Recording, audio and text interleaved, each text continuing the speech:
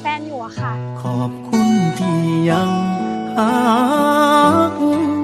กัน ขอบคุณที่ยังบ่ลืมในสัญญา ขอบคุณที่ยังรักษาหัวใจของอาโอ้ไปขอเลิกคุณพ่อมาแล้วดนละนอที่เขาเป็นแฟนกัน แต่อายนั้นก็ทันได้มีอีหยังเลย ผ่านฮ้อนผ่านหนาวกับเรื่องราวที่คุ้นเคย จนมาฮอดเมื่อลงเอยได้แต่งงานกัน ถึงบ่มีเงินทองของมันเป็นแสนเป็นล้าน ถึงบ่ได้จัดงานโต๊ะจีนใหญ่โตบ่ได้ใส่ชุดโกหรูหราก็บ่สำคัญเท่าเฮาฮักกันดอกหัวใจ ขอฟ้าดินเป็นพยานผู้ครองสองเฮา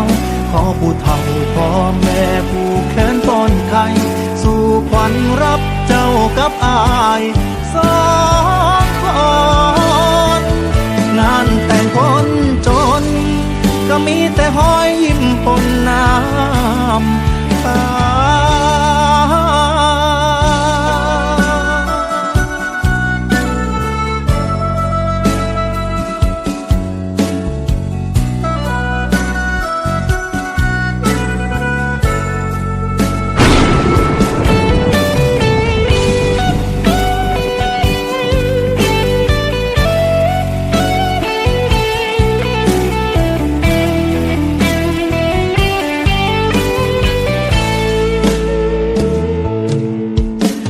และนอที่เขาเป็นแฟนกัน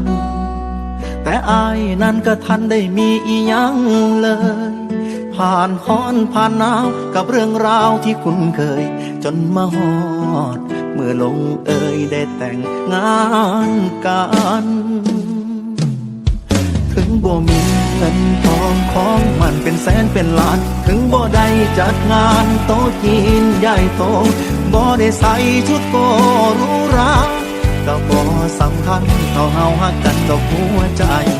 ขอฟ้าดินเป็นพยานผู้ครองสองเฮาขอผู้เฒ่าพ่อแม่ผู้แขนป้อนไข่สู่ขวัญรับเจ้ากับอายสองคนงานแต่งคนจน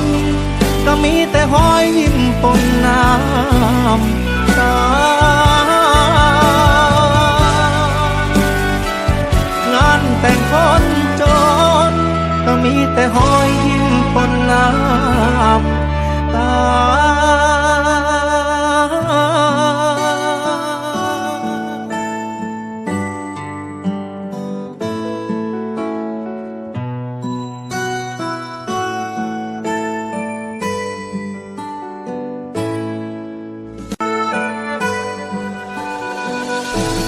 พอดีรอแฟนอยู่อะค่ะขอบคุณที่ยังหักกัน